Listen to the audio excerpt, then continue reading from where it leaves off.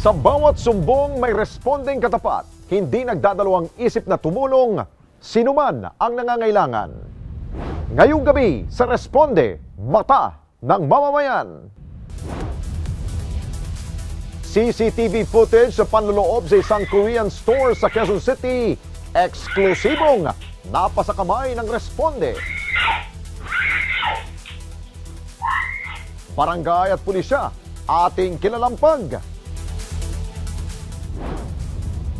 Tatay na nasa likod ng viral na larawan na tuloy pa rin ang pagkayod sa kabila ng kanyang katandaan, ating inayudahan.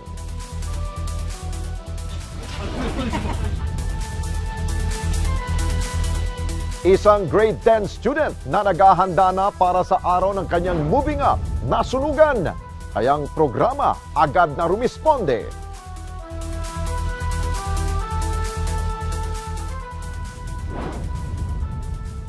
At tampok sa ating e-responder, grupo na tumutulong na mabigyan ng pangkabuhayan ng mga solo parents, ating kilalanin. Kami ang Project Habina, Certified E-Responders.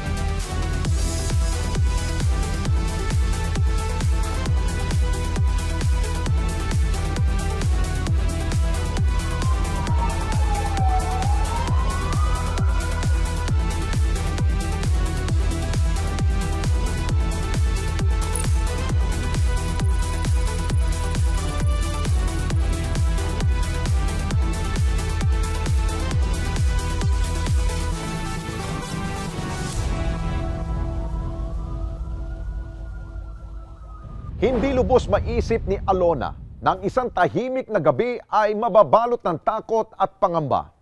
Nampasukin siya at sa pilitang pagnakawa ng isang lalaking nagpanggap bilang customer. Ang matapang niyang pakipaglaban at paghabol sa sospek nakuhang-kuha ho sa CCTV. Narito at inyo pong panoorin. Payapa tahimik. Ganito may sasalarawan ang mga kalsadang ito sa Barangay Santa Lucia, lungsod ng Quezon.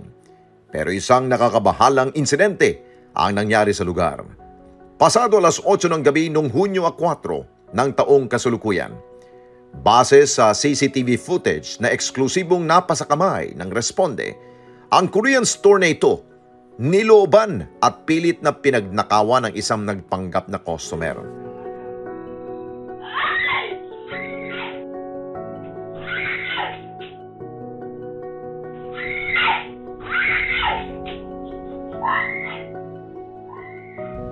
Nakausap namin na naging biktima sa insidente na siyang may-ari at kasama ang kanyang tindera ng panahong yun. Hinayaan namin silang idetalye sa amin ang mga pangyayari na nakuhanan mismo ng kanilang CCTV. Ako po si Ervina Domingo po, yung may-ari po nito. Mag-iisang taon pa lang po, yung mga 8 months pa lang po. Noong araw po kasi na yun, ma'am, galing talaga kami dito alas 7 ng gabi. Tapos po, marami kasing customer. And may baby kasi ako, umuwi ako sa bahay, sinahanap na ako. Nung susunduin siya, nag-aantay siya dyan mismo sa may, first time niya ma'am na pumwesto dyan. Habang sa labas na nasabing tindahan ay kitang-kita sa CCTV footage ang kinikilos ng suspect na tila may binabantayan, sinisipat at minamatyagan. Katunayan, nagawa pa nitong magpalit ng damit bago isagawa ang krimen. Bago po yun mangyari, nagpanggap pa daw po ng customer. Nakalak na po yan yung kasi close na kami nun, naantay na lang po yung sundo eh. Tapos kinatok niya, nagpanggap siyang customer. After nun, tinakot niya na yung bata.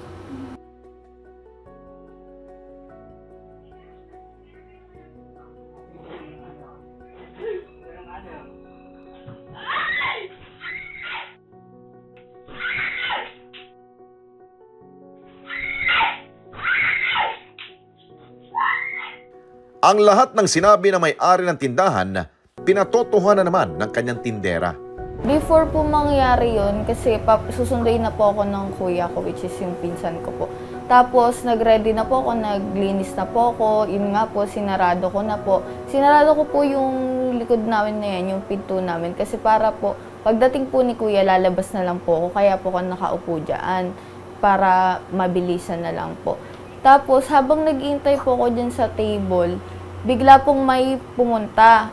Tapos, nagpanggap po siya ng customer. Tapos, nagulat na lang po ako. Pagpasok niya po sa pinto namin, sinabi niya na po na huwag ka nang gagalaw, huwag ka nang sisigaw. Tapos, yung bag ko po, nandyan po sa table. Tapos, bigla po akong nagulat, siguro mga 5 seconds, tapos kinuha ko po yung bag ko, tapos nakaganto na po ako. Tapos parang kinorner niya po ako dyan sa may gilid. Tapos kinuha niya na po yung dalawa kong kamay, hinawakan niya na po. Tapos kinukuha ko po itong kamay ko, kasi yung kamay ko po, hawak ko din yung bag ko. Sa video makikita rin na winasiwas at pilit na kinuha ng suspect ang bag ni Alona. Dahil dito ilang beses na nauntog at nasa bunutan ng biktima. Tapos kinukuha ko na po. Tapos ayun na po, parang binalibog niya ako or winasiwas niya ako ng malakas. Tapos pinilit ko pong sumigaw. Tapos ang goal ko lang po talaga, hindi ko po siya naisip na saktan at tadyakan kasi baka gantihan niya po ako. Kaya ang goal ko lang po talaga makalabas sa sliding door. Nung lumabas na po ako sa sliding door, pinipilit niya po akong ipasok ulit kaya sinabunutan niya po ako. Nakuha kay Alona ang kanyang cellphone. Dito po ako, nakaganon. Tapos ginanon niyo po yung kamay ko. Yung time na yun. Tapos tumakbo na po siya. At kasabay nun, ang pagkaripas ng takbo ng suspect at ang matapang na pagsunod ni Alona. Ito po siya tumakbo sa gilid. Ito pong gilid na ito? Apo, ayan po. Tagos na po kasi niyan yung palengke.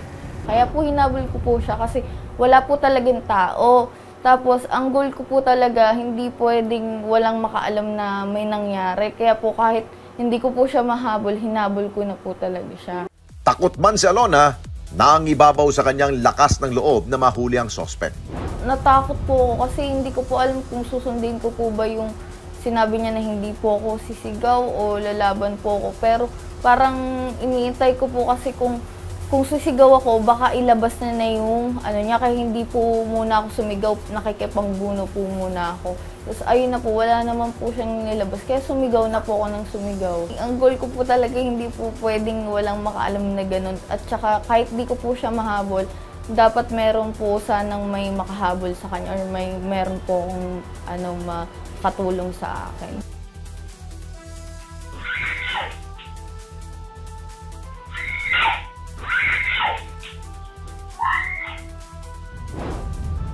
Sa kantong ito, sinasabing nakahingi ng tulong si Alona. Ngunit ang mga tao hindi rin agad nakaporma. Dito po sa may milk teahan, parang kalahati po ng palengke. Doon po marami pong tao talaga. Tapos yung mga tao po na-shock lang sila, parang hindi po sila agad naka-action ganun. Ilang mga tanod at taong bayan ang sumaklolo sa kanya. Isa na rito ang off-duty noon na si Mang Mario. Wala po akong duty noon, ma'am. Kasalukuyan po bumibili ako ng barbecue doon sa may kanto. Outgoing po ako, gabi na yun eh. May dati pong BPSO na Arnel Valencia po ang pangalan. At tinawag niya po ako. Ang sabi niya sa akin, Jex, nakita mo ba yung magnanakaw? Sabi niya. Sabi ko, hindi eh. Di ngayon ako po bilang isang BPSO, ginampanan ko po lang yung trabaho ko. Sinundan ko yung magnanakaw na tinuro niya sa akin nasa Visayas po. Ngayon, hindi ko po nahabol dito ko kinat sa may Visayas upper. Ngayon, nadaklot ko siya, nakuha ko yung cellphone. Yun o, tapos binalik ko na po yung cellphone dito. Dumating po yung babae na umiiyak at sabi ko ba, ito ba hinahanap mo? Yun po, nireport ko na po sa BPS headquarters po namin dito. Pero ang suspect talagang matinik at hindi pa rin nila madakip. Gustong-gusto nga namin na uhuli sila para maibalik po sa loob ng kulungan. Dahil po tahimik na po itong Barangay Santa Lucia eh. Ngayon po lumabas po lahat ng mga magnanakaw, bumabalik na naman po ang nakawan. Ang pangyaring ito nagdala ng takot sa pamilya ni Alona, lalo na sa kanyang ate Ervina. Kaya naman, ang insidente mabilis silang inireport sa barangay at pulisya. Pagka uwi nila sa bahay, pumunta po kami agad ng police station. Actually, bago pa lang po yun, nakapag-blatter na sila sa barangay. Tapos, tinuruan na lang kami ng mga kilala namin, pati sa police, na blatter daw kami. Yung pumunta po kami, tapos nung gabi na yun, may nakapagturo din po. kay Junel, na nasa Visayas lang daw po, dyan lang din sa may gilid namin, dahil nga kilala yun dito. Nandun lang daw po, hinuhugasan daw yung sugat niya. Siguro po kasi nalumaban po kasi yung pinsan kung baka nakalmot niya. So, ginagamot daw po. Tapos, pinuntahan po ng mga pulis. Pagpunta po ng mga pulis doon, wala na daw po. Si Alona naman, nagtamo ng ilang galos at pasa dahil na rin sa kanyang pakipagbuno sa sospek. Naging trauma din sa kanya ang nangyari. Eto lang po, tapos sugat lang po, pero pagaling na po siya. Opo, nakakatakot na po. Kasi dati po hindi po talaga ako natatakot, pero unting kaluskos, parang may katok, parang wala naman, ganun po. Kaya medyo traumatic pa rin po yun. Kaya naman hiling ni Alona, mahuli na ang pagala-gala pa ring suspect. Ayun po, sana po mahuli na po siya, tas sana po makatulong po yung mga pulis.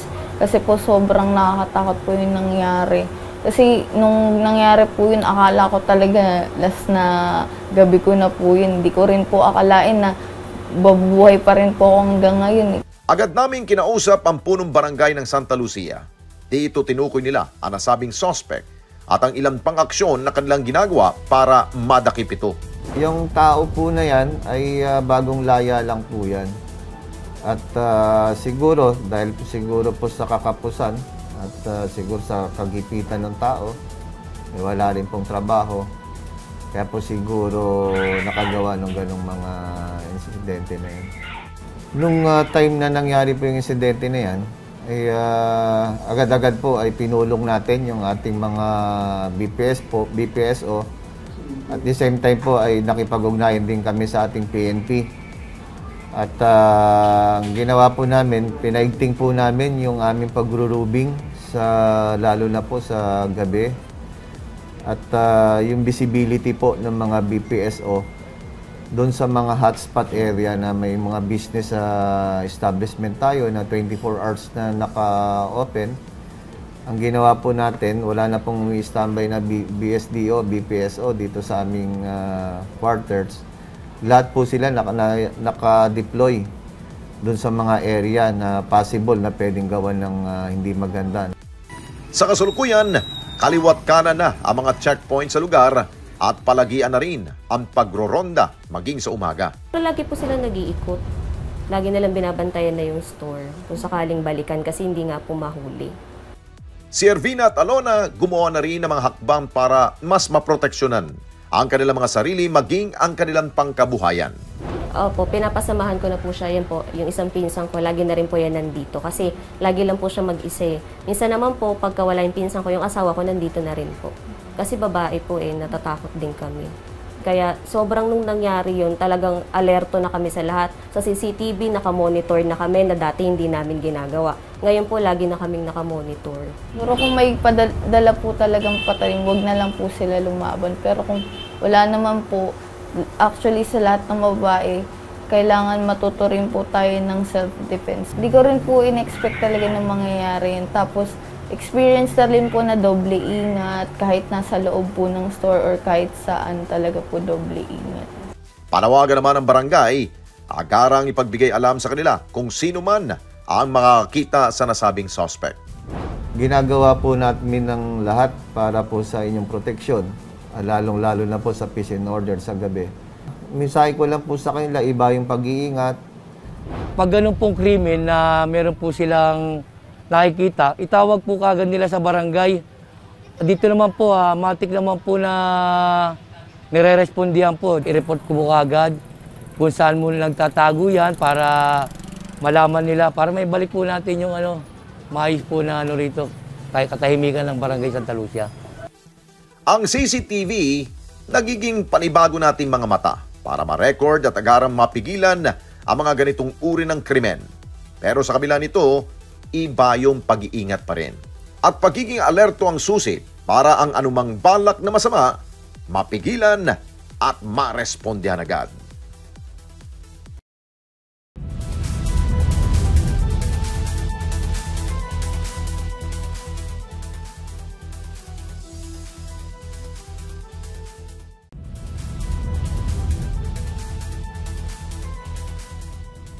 Sa kabila ng kanyang katandaan, si Tatay Carlito wala pa rin pong tigil sa pagtatrabaho para sa kanyang mga anak. Ang kwento sa likod na nag-viral niyang larawan, atin pong subaybayan. Sa kanyang mga kulubot sa muka, maging sa mga kamay, mababakas ang ilang taon na niyang paghahanap buhay. Pero ang amang ito, walang tigil sa pagkayod para sa kanyang mga mahal sa buhay. Siya si Mang Carlito Parcero, ang nag-viral na magpuputo sa isang post ng netizen sa social media platform na Facebook. Inalarawan siya ng uploader na madalas na umiikot sa BGC, kilalang pasyalan ng mga may kaya sa buhay, para lamang magbenta ng kanyang tinapay. Ito'y sa kabila ng kanyang edad, idagdag pa ang lanlalabo na niyang paningin at kung minsay hirap na rin maglakad. Dahil sa post na ito umani ng mas marami pang customer si Mang Carlito. At hindi lang customer dahil marami rin ang tumutulong sa kanila. Agad na tinunto ng responde si Mang Carlito para lubos na makilala ang tatay sa likod ng viral na larawan. At dito, sa North Caloocan namin siya natagpuan. Magiliw kaming tinanggap sa kanyang munting tahanan at nagsimulang magkwento ng kanyang buhay. 60 na po ako. Senior na Wala na ako sa kalendar. Simula nung bata pa ako, maliit pa ako, nagtitinda na. Kasi gusto ko rin kasi kumita ng pera. Nagtitinda na ako. Pero ang paninda ko noon, dyaryo. 12 taon pa lamang si Mang Carlito ay banat na ang kanyang mga buto sa pagtatrabaho. Nasa 12 anyos na ako. 12, bata pa ako. 12 anyos. Pumunta ako ng Marinduque. Pumunta ako ng Olongapo. Pumunta rin ako ng Cavite. Kung saan lugar pinuntahan ko. Trabaho din ako sa Bulacan. Nagtrabaho ko sa yung manukan. Nag-alaga ko ng manok. Doon naman sa Olongapo, ang trabaho ko, pakwan naman, nagtatanim. doon naman kaya ako. Pagdating naman sa Francis Quezon, ang trabaho ko naman, sa bakery naman. Ang paghahanap buhay niya para sa kanyang 4 na anak. Dalawa pa akong anak na maliit, isang 7 taon, isang 5 taon. Mayroon na rin akong 25. yung panganay po Panganay ko. At saka 22. Pero wala pa silang asawa. Naikwento rin niyang dahil sa hirap ng buhay nila, isang anak niya ang namatay. Sinamatayan ako ng isang anak. Dito namatay yung anak ko. Ang hanap buhay ko lang nung nagtitinda, hindi ko na nagapat. Hinihingihan ako ng pambili ng gamot. Wala akong maibili. Wala akong magawa. Inahan ko na lang sa iyak. Hirap talaga buhay na. Inan ako. Sabi ko, wala na akong magawa, kundi namatay siya. Sa kabila ng pangungulila nila sa pagkamatay ng anak, si Mang Carlito nagpatuloy na nagsumikap at nagbunga ng ilang taon din niyang pagkakaroon ng permanenteng trabaho. Ang pinasukan namin yung Borgan Plaza dyan sa Katipunan, siguro kami. Umabot ako ng mga 7 taon din. Lang ako, parang janitor. Utili ko tawagin nila luto dito. Dati, carpenter ako nung drop carpenter. Pasok naman ako dito sa yung panaghuhukay ng kung tawagin yun ay minilad. Tagapala-pala na naman ako. Kung saan naman kami nakarating. Dito, huling pasok naman dito sa MMDA. Taon din, mga 5 taon din ako dyan. Pero dahil na rin sa kanyang edad, si Mang Carlito naghanap ng ibang paraan para kumita. Kasi dati pa akong nakatira sa Makati. Doon po kami nangupahan nung araw. Ngayon, nangyari po dahil sa ginawa yung tulay na demolish kami ngayon. Sabi ko, dito, hahango pa naman ako dito ng kasi may banana cake din siyang tinda. At banana cake na lang kakuhango ko. Hindi, nahirapan din kasi ako. Magluluto ako ng puto dito. Dadalhin ko sa Makati. Sako, mas maigi, dito na lang akong hango sa'yo. Kasi dadalhin ko pa. Sinabi ko sa kanya, pero marunong na ako magluto dahil sa'yo. Laking utang na loob ko sa'yo dahil itinoro mo sa akin. Ay kung hindi niya itinoro, hindi mo itinoro, hindi ka alam, hindi ako magluluto.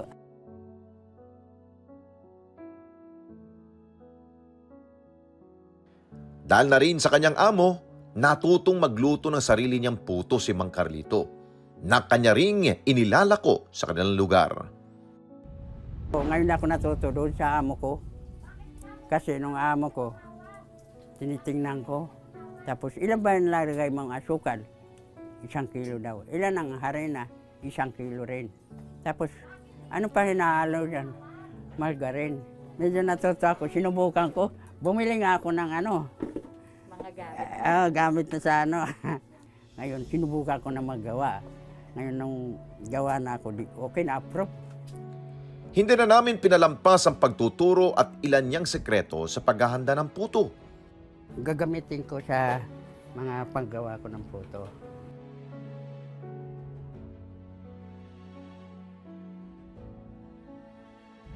Ayan. Ito ang pampalasa sa... Pag natikman mo talaga ito, lasan-lasa mo ang puto na may gata. Noong araw din na yon, inilako ni Mang Carlito ang kanyang mga natapos na puto. Masayahin at masipag. Ganito si Tatay Carlito. Pero iba't ibang sakit na rin ang kanyang iniinda dahil sa kanyang katandaan. Yung sa paningin ko kasi po, pagka malabo na talaga po kasi sabi nila sa tanda na daw. At saka ngayon ako ng 300 na nagsubok ako magsuot ng nakikita ko ang numero. Pero pag wala akong salamin, hindi na ako makita. Bali, na-stroke na ako, awan ng Diyos, buhay pa rin. Nagkaroon ako ng sakit nagkaroon ako ng TB sakit. May na ang baga ko, may ibig sabihin. May tama na. Ano man ang kanyang nararamdaman ay baliwala, lalo na't 2 pang maliliit niyang anak ang umaasa sa kanya. Kasi po, para sa mga anak ko rin, kagaya niyan, anak ko, maliit pa yan, anak ko, meron pa akong isang maliit na 7 taon. Para sa kanila po, kung makapag-aral man sila, mag-aral na sila, at least, meron pera akong bibigay sa kanila. Kahit wala na ako, at least, malaman nila na. At paano? Papa ko mayroon kahit paano. Nakapag-aral kami habang nabubuhay pa. Kasi alam mo, ang buhay natin lupa lang tayo, babalik din tayo sa lupa. Kaya, tayo sa Lord. Si Lord nakakalap sa atin. Matapos ang ilang araw niyang pahinga, si Tatay Carlito balik BGC na. Dito sa kanyang pwesto madalas na matsyetsempuhan si Mang Carlito, isang establishmento sa 32nd Street. Opo, matagal na akong umiikot dyan. Gano'n na po katagal yung pag-ikot niyo po? Ay, nung 12 anyos pa lang ako, nagtitinda na rin ako ng balut, kung ano-ano lang maitinda ko doon. Yan, mga pa lang yan, mga sagingan, ang mga nakalagay dyan, mga sundalo pa. Nung nagtinda ako, gumawa ngayon ng ko ng banana cake, yung amo ko. 140, ubos. Bago mag-alas 4, ubos na. Kasi dati, ang ginagawa niya lang, 70 lang, 70. Ba, yung nakilala ko doon, aba, doon ako nakaupo, ako nalapitan mga customer ko. Okay to Gamit lamang ang kanyang bisikleta, patuloy ang pag-iikot ni Mang Carlito sa ibang lugar. Kaya naman, hindi lubos akalain ni Mang Carlito na marami ang susuporta sa kanyang tinda, lalo na mag-viral siya sa social media. Hindi ko po akalain ng gano'n na biglang nakilala ako. Nung hindi pa ako na ikot ko yan lahat. Hanggang doon sa may dulo ng mga palaruan doon. Lahat, tapos gano'n na naman ako. Pero pag may martial, tatago ako. Maaga pa lamang ay ubos na ang paninda ni Tatay Carlito. Oras na para mag-remit siya ng kita niya noong umaga. Kamusta naman yung natin, benta? Mabilis bang maubos? Oo, madali maubos na yun. Nakausap din namin ang kanyang amo na si Melissa. Ayon sa kanya, lubos ang kasipagan ni Mang Carlito noong paman. Tao po niyan, napakatyaga magtinda. Maaga pa lang yan, gumigising na, nangangatok na. Tatanungin kung ready na yung kanyang paninda. Nakita niya na nagluluto-luto ako ng ganyan mga banana muffins, mga pangmerienda. Sabi niya, dagdagan ko daw ng paggawa kasi isusubukan daw niyang magtinda. Hindi ba nila inaasahan ang pagiging viral niya? Malaking tulong ito para kay Tatay Carlito at sa kanilang pamilya. Kanila kasi kahit pa paano, kahit sa ganung paraan, nakakatulong tayo sa kanila, sa pamilya niya. Sa amin din po, nakakatulong din kasi may tindahan man kami. Simula nung nag-lockdown, sarado na yung tindahan namin. Hindi na kami nagtinda kasi ang mga customer po namin, mga estudyante lang. Sa ngayon, walang estudyante, kaya yun, kahit pa paano, kumikita rin ako. Pero sa kabila nito, alam ng responde na sa ngayon, hindi sapat ang doble sikap na paghahanap buhay ni Mang Carlito.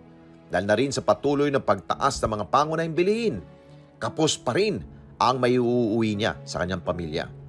At para mabawasan kahit kaunti ang alalahanin ni Tatay, nag-abot ang programa ng tulong para kay Mang Carlito. Tulong po para po madagdag po dun sa puhunan po. Ang ngiti ni Tatay hindi masusukat. At ang kanyang pasasalamat talaga namang nakakataba ng puso. Salamat po sa mga biyayang pinagkaloob mo sa akin o sa responde. Anumang hirap sa buhay, kayang-kaya nating malampasan.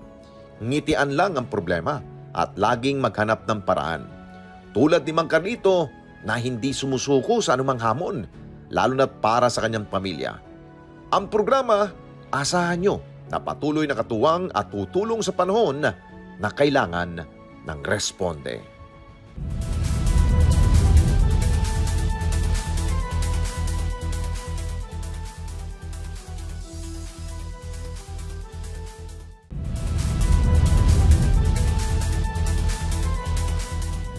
Sa pamamagitan ng kanyang post sa Facebook ay mabilis nakarating sa programa ang kaawa-awang kalagayan ng isang estudyante ng kanyang pamilya matapos silang masunugan. Naghahanda na rin kasi ang nagpapasaklolong bata para sa araw ng kanyang moving up. Kaya ang ating programa, sagot ay mabilis na pagresponde. Isang grade 10 student ang nag-post sa social media para humingi ng tulong. Ayon sa post ni John Mac sa kanyang Facebook account, nasunog ang kanilang bahay at wala silang naisalba kahit ni isang gamit. Kaya't nagbabakasakali siya na may pumansin sa kanyang FB post at makahingi ng anumang tulong para sa kanyang pamilya. At sa tulong ng ilang mga classmates at guro sa kanyang eskwelahan, naiparating sa responde ang sitwasyon ni John Mac. Agad na nakipag-ugnayan ang programa kay John Mac at nung araw na yun, pinuntahan na ng responde ang nagpapasaklolong estudyante.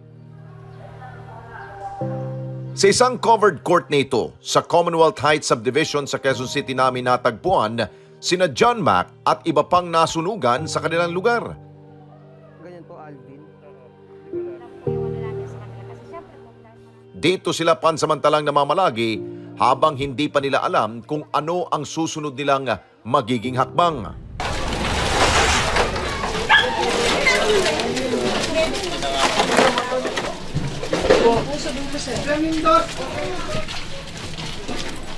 Kasama ang aming team, dinala kami ni John Mac sa lugar kung saan nangyaring sunog. Kasi ito na lang po yung natira sa amin. Ayun na lang po yung natira. Kwento pa niya, napakabilis na naging pagkalat ng apoy sa kanilang mga bahay. Bigla na lang po kasing may umusok and ang sabi po kasi nila is na may naiwan daw pong niluluto, iniwan po, di kahoy po kasi sila. Then doon po nag-start yung sunog hanggang sa umalat na po ng kumalat. Katabing bahay lang po kami. Kumbaga, minutes lang po talaga yung pagitan. wala na po yung bahay namin. Ang lahat na kanilang naipon sa bahay na yon, mananatili na lamang mga alaala. Lahat po nang naipundar namin, wala, wash out. Pati napundar po ng tatay ko, wala. Wala po nasalba kahit isang gamit. Kasi po inuuna po namin yung mga bata eh. Ano po kami sa bahay that time? 3 po. Kasi po yung mama ko is nasa trabaho. Yung stepfather ko po nasa trabaho rin. Then yung ate ko po nasa school. Tapos yung bunso ko pong kapatid is nandito po sa subdivision, sa park, naglalaro po sila sa playground. Yung mga pamangkin ko rin po. Mga pamangkin ko doon po yung mga inuna nila. Kasi po ako po yung nahuli. Ayon pa kay John Mac, hindi niya alam na nagkakasunog na pala sa kanilang lugar. Kasi pumuntikan na akong matrap eh. Doon po kasi sa bahay nung pinsan ko is parang soundproof po kasi yung bahay. So hindi po maririnig yung ingay sa labas. Then una po kasi nun is nawalan po ng wifi. Then akala ko po babalik din agad kasi ganoon naman po lagi sa amin. Then sumunod po nun, nawala na po ng kuryente so lumabas na po ako. Paglabas ko po ng gate, pagbukas ko po ng gate, ayun po nakita ko po yung daan namin na wala na, puro kahoy na, tas ang lakas na ng apoy. So ang naisip ko po nun, second floor po kasi yun, ang naisip ko po kasi nun, is yung second floor dun po sa kusina, kasi po open air po yun eh. So ang ginawa ko po nun, inalis ko po yung lamesa, tas sinipa ko na po yung pinto dun, tas tumalon na po ako sa may kanal. Kasi po kung sa baba po ako pumunta, wala po. Mamamatay ako ron. Paglabas ko po, hinanap ko na yung mga kapatid ko, mga pamangkin ko. At dahil tinupok ng apoy ang lahat ng kanilang pag-aari, dito na naisipan ni John Mac na humingi ng tulong sa pamagitan ng social media. Sa laman po kasi ng post ko kasi po parang wala po talaga aming nasalbang gamit kahit isa. Then lahat po ng naipundar namin wala. So parang sa post po na yun parang nangano na po kahit magkano or meron kayo may tulong na damit, pagkain, mga ganun. Willing naman po kaming tanggapin kahit ano eh. Hindi naman po kami namimili. Hindi na kami mag-iinarte, no? Wala na kami. Mag-iinarte pa ba? Hindi na. Agad niyang ipinaalam sa kanyang teacher sa kanilang kasulukuyang sitwasyon. Ano na po ako ngayon? Grade 10, high school po. Sa North Fairview High School. Okay naman po, nakakagawa naman po ako ng mga activities, mga ganyan, nakakapasok naman po ako. Pero yun nga po, sa kasamaang palad po, nasunugan po kami. So, nagsabi naman din po ako sa teacher ko na hindi po ako makakapasok and makakagawa ng mga activities kasi nga hindi rin po talaga kaya yung ipanload ko po is pambibili na lang po ng pagkain dito. Sa aming panayam kay Teacher Christian, sinabi niya sa amin ang kabutihan sa puso ng kanyang estudyante. Si John Mac, bilang estudyante, kasi po una pa lang, alam ko na working student siya. Okay po, so pagka uma-attend siya ng klase, nakikita ko naman yung kayang eagerness sa pag-aaral para makatapos siya ng kanyang pag-aaral kasi very active naman siya once na nasa klase siya. And then kapag hindi siya nakaka-attend ng klase, nai-inform naman niya ako na hindi siya makaka-attend ng aming online class. At nagagawa naman niya po yung mga activities na inilalagay namin sa online classroom namin. Since online siya, nakikita ko naman sa kanya bilang estudyante na kapag may tanong ka, kapag may inasa kanya na ipagawa, ginagawa naman po niya. Minsan lang medyo may nalilate kasi nga working student, pero nakakahabol naman siya dun sa aming mga lessons, saka activities na pinopost namin sa online classroom. Nakakahanga yun na kahit na nag-work ang isang bata o isang estudyante ay nagagawa pa rin mag-aral. Kasi sa panahon ngayon talagang kailangan na natin pagsabayin. May mga taong kailangan pagsabayin yung pag-aaral sa pagtatrabaho para makasurvive. So bilang kanyang guro, nakita ko na talagang ay kahangahangang pagkatao ni John Mac na kahit na siya ay katrabaho, nagagawa niya pagsabayin yung kanyang pag-aaral. Agad din nagbigay ng tulong si Sir Christian kay John Mac, maging ang mga kaklase nito.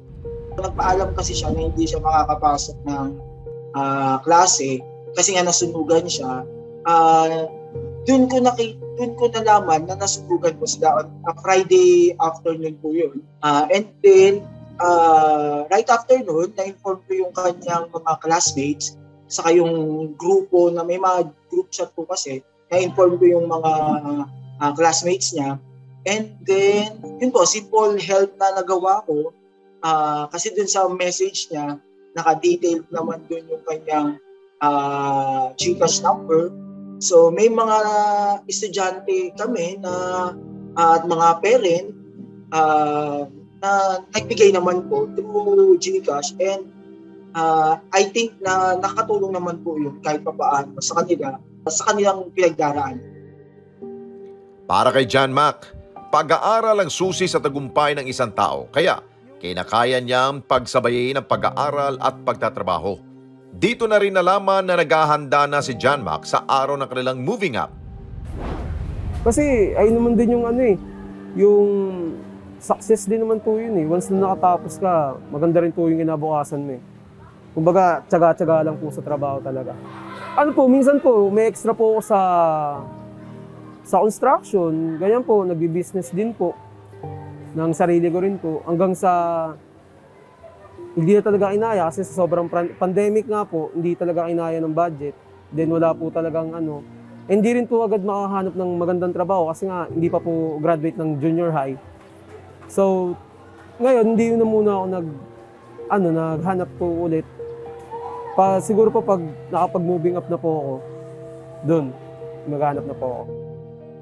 Ang tanging hiling lamang ni John Mac, matulungan sila sa kanilang pinagdadaanang problema. Kumakatok po kami sa inyo na kahit konting tulong lang po. Like pagkain, mga damit, kumot, unan, mga ganun po. Tumatanggap naman po kami. Willing naman po namin tanggapin, hindi naman po namin i-reject lahat. Sa may mga gusto pong tumulong, ito po yung number ko, 09666-287-207. Kahit ano pong tulong, like financial or pagkain, mga ganun po, tumatanggap po kami. Ang hindi alam ni John Mac, dala na ng responde ang tulong natin para sa kanila. Bit-bit natin ang ilang pagkain at toiletries na maaari lang gamitin habang namamalagi sila sa nasabing covered court.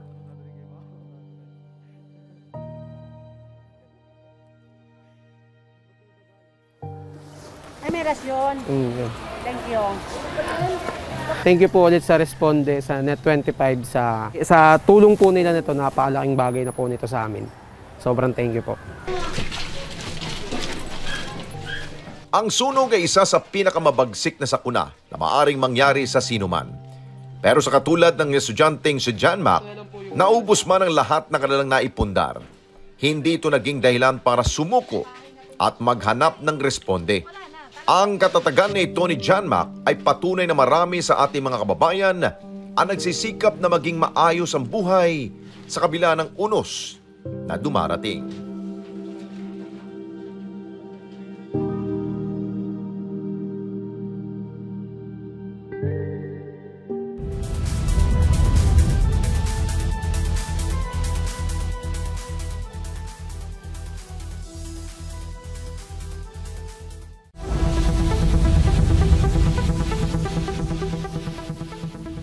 Isang grupo sa Marilao, Bulacan ang tumutulong ngayon upang magkaroon ng mapagkakitaan ang mga solo parent o yung mga magulang na mag-isang itinataguyod ang kanila pong mga anak. Sila ang Project Habina ng Rotaract of Marilao. Kung anong tulong ang kanilang ginagawa, ating pong tunghayan. Responde para sa mga solo parents. Ito ang pangunahing adhikain ng proyekto ng Rotaract Club of Marilao Primero, ang Project Habina. Nito lamang Abril nang itinatag ang Project Habina. Ang Project Habina ay nagsimula noong this 2022 lamang dahil sa kinabibilangan kong grupo na Rotaract Club of Marilao Primero. That club is aiming to have community service dito sa lugar sa Marilao. And we are targeting the solo parents of each barangay ng Marilao, Bulacan. Nagsimula ito bilang iniisip pa lang namin paano kami makakatulong sa mga nangangailangan per barangay. So naisip namin na in this barangay, konkreto kasi at solid yung kanilang grupo ng solo parents dito sa barangay Santa Rosa 2, and thus dito kami nagsimula ng aming programa. Lain ng grupo na matulungan ng mga solo parents na walang maayos na pinagkakitaan. Ang Project Habina ay nagmula sa salitang habi ni ina o a product of our mothers. So nagsimula siya bilang isang maliit na proyekto, bilang balak lang namin is maging workshop lamang siya, magtuturo. Pero ngayon ay sa estado na siya ng pagpaplano namin para mapalago pa siya at makatulong ito bilang isang livelihood program at kumita rin ang mga solo parents kahit nasa bahay lamang sila. Nasa puso talaga ni Chef John ang pagtulong sa mga solo parents dahil sa kanyang ina. Mas malapit sa akin, ikwento ko sa inyo dahil I was raised by a solo parent din.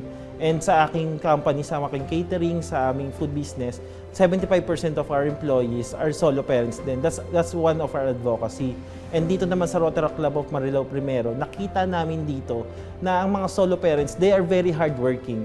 They are very creative in their own ways. Pero yung kakulangan sa kanila is yung time because they have the child na merong binabantay sa bahay nila, meron sila tinututukan. So nag-isip kami ng isang product o matuturo sa kanila na maaaring kahit nasa bahay lamang sila, kaya nilang gawin, kaya nilang kumita sa kanilang sariling paraan. Sa tulong ng barangay, sinusuri nilang mabuti ang mga nanay na talagang nangangailangan upang maging beneficiary ng kanilang proyekto. We are contacting the president of the solo parents na kanilang association and pinipili doon, pinifilter doon, sino yung mga nangangailangan ng programang ito na maaaring sabi ko nga kanina is may kakulangan sa time pero gusto ng magkaroon ng additional income sa kanilang pamilya at maging suporta sa kanilang mga pamilya at mga anak. At ang kanilang mga beneficiaries, tinuruan nila ng paggawa ng iba't ibang meat products. After namin turuan sila na kanilang basic steps and basic knowledge on meat processing, they have their own ways para pagkakitaan ito. Sa ngayon sa kanila muna. But we are targeting na maging social enterprise ito at maging makapag-generate ng funds para mas matulungan pa ang mga solo parents dito sa barangay ng Santa Rosa dos at mga barangay dito sa Marilao, Bulacan. We've started yung Marilao Longganisa. Ang Marilao Longganisa ay ginagamitan namin ng luyang dilaw na which is yung salitang Marilao, the origin of the word Marilao came from the word yellow plant. Kaya itong Marilao Longganisa ay ginagamitan natin ng turmeric sa English o sa Tagalog ay ang luyang dilaw. And we are contacting also the mayor's office or the city hall na magkaroon ng another level of technical training sa mga solo parents din natin. Bukod sa dagdag kalaman, nagbigay din ng grupo ng starter kit sa mga nanay. Namigay po ang Rotary Club of Marilao kasama ang Project Habina. Ang Project Habina sa kanila ng business starter kit. Sa business starter kit na to, nagkaroon sila ng apron, ng hairnet, ng gloves, tsaka yung weighing scale kasi napaka-importante yung sa meat processing, yung digital weighing scale, yung funnel na meron sila at namigay din kami on that day ng mga pwede nilang panimulang raw ingredients para makapagsimula sila sa kanilang mga sariling ways. Ang inisip po namin nun talaga, about food talaga ang target namin. Kasi number one, napakadaling gawin. Lahat ng ingredients kayang hanapin. Kahit sa palengke lang, nandyan lang naman yung mga ingredients na kaya natin. Number two, kayang gawin kahit nasa bahay ka lang. Kasi nga, yung target pa rin natin is yung precious time ng ating mga solo parents. Isa si Lizelle sa mga solo parents na nakatanggap ng tulong mula sa proyekto. Tinawagan po kasi ko nung isang Rotaract na kinausap po ako para magkakandak nga daw po sila ng Project Habina. Una, humihingi po sila ng tao kung may maibibigay ako ng mga solo parent. Bilang Pangulo po ng solo parent, syempre alam ko po kung sino yung mga karapat-dapat na mabigyan ng ganyang proyekto. Para kay Lizelle, napakahalaga ng ganitong programa para sa mga katulad nilang walang katuwang sa buhay. Ako, sobrang mahalaga sa amin yan kasi hindi po lahat ng solo parent ay may trabahong masasabi mo na stable. Kaya yung mga solo parent nga namin ay karaniwan po walang permanenteng trabaho na kagaya ko na lang po. Ako po dati nagtatrabaho po ako, napilitan po akong mag-resign nung nag-aral na po yung bunso ko kasi babae yun. So, pagka babae, mahirap mong ipagkatiwala sa service. Akala ng iba na porke solo parent, napakadali. Para kami dumadaan sa butas ng karayom, sa hirap ng buhay na aming sinusuong. Kasi ikaw yung nanay, tatay dun sa anak mo. Para matustusan ang kanilang pangangailangan, ginawa niyang lahat ng paraan para kumita at mabigyan ng magandang buhay ang kanyang anak. Ang ginawa ko, online selling. Hindi ko kinakahiya na naglalako ako ng mga merienda, ng balot sa hapon, tsaka penoy. Minsan kahit hating gabi, kahit alas 10 ng gabi, ma-deliver ko lang yung mga direct selling ko. Umuulan, kasama ko yung bunsong anak ko. Kapote, nakasukob sa akin sa kapote siya. Nakakatulog, may dala kaming unan. Ma-deliver ko lang. Talagang hindi ako huminto. Alam naman nila yun na talagang ginawa ko lahat para matustusan ko yung mga anak ko. Kaya lang ngayon, medyo umano nga yung pandemic. Siyempre, humina yung business, lalo na dumami yung online selling.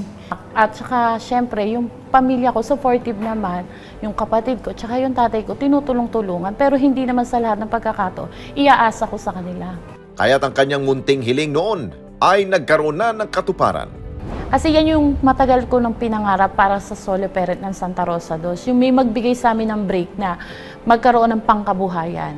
Heto na, after 3 years, dumating na yung pinapangarap ko na hindi ko sukat akalain na mabibigyang katuparan. Walang katumbas sa pasasalamat ang gusto lang iparating sa bumubuo ng Project Cabina. Una, nagpapasalamat ako sa kanila. Isang malaking parang break sa aming mga solo parent na nawawala na ng pag-asa na mabigyan ng ganyang klaseng proyekto na sa palagay ko naman kung pagsusumikapan namin at pagtutulong-tulungan namin at may pagkakaisa kami kooperasyon ay bakit hindi kami magtatagumpay dito sa proyektong inilunsad ng Rotaract Marilao, yung Project Habina. Taos-puso ako nagpapasalamat kay President TJ, kay Chef Gion, at dun sa lahat ng bumubuo nung Rotaract ng Marilao. Dahil kundi dahil sa kanila, wala kaming magiging hanap buhay. Masisimulang hanap buhay. Paunti-unti man ay nagsisimula ng pagkakitaan ng kanilang mga benepisyaryo ang kanilang ibinahaging kaalaman. Ayon sa mga kwento po nila, sa mga updates natin, meron din pong gumagawa sa sarili nila at binibenta rin po nila ito. Ayon pa kay Chef John, simula pa lamang ito na mas malaki pang proyekto sa hinaharap. We had our meeting na magtuloy-tuloy yung project, hindi lang siya short term, kundi maging long term at maging isa siyang sustainable livelihood program. Napaka-importante maging sustainable livelihood program siya dahil ang gusto namin ay makatulong kami ng tuloy-tuloy. At nais din niyang pasalamatan ang lahat ng mga nanay na naging katuwang nila. Unang-una, nagpapasalamat ako sa mga solo parents na uma-attend at nakikipag-participate sa amin sa programang ito. Dahil sa mga kwento nila, hindi lang sila yung natututo na binibigay namin, natututo rin kami ng kung gaano sila kalakas, kung gaano nila kalakasin na harap yung bawat araw na pinagdadaanan nila.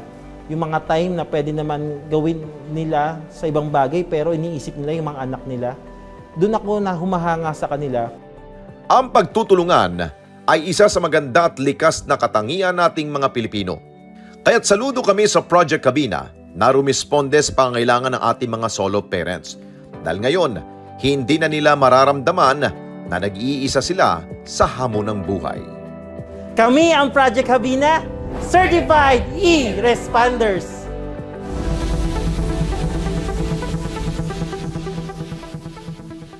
Kung kayo po ay may nais ay sumbong sa inyong lugar, problema sa lipunan na gusto po ninyong paaksyonan, mag-text lamang sa 0915-415-1035 o mag-email sa responde@net25.com. Pwede rin po kayo magpadala ng mensahe sa ating pong Facebook page at Net25TV. Sa ating pong lipunan, hindi na mawawala ang mga samot-saring problema. Kaya, tuloy lamang pong pag-aksyon, paghahanap ng solusyon. Lalo na ngayon, may maasahan ka ng re-responde. Hanggang sa susunod na Sabado, alas 6 hanggang alas 7 po ng gabi. Ako po si Alex Santos at ito ang Responde, Mata ng Mamamayan.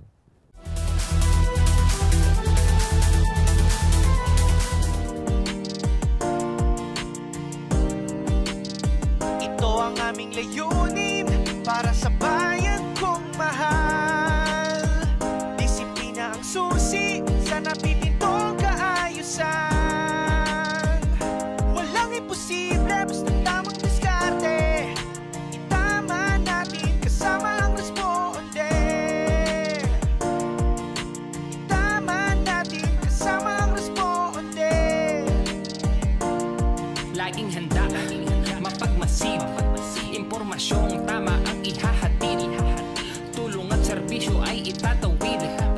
Responde namin sa inyo, walang patid. Tutuparin namin ang tungkulin para sa mamamayan.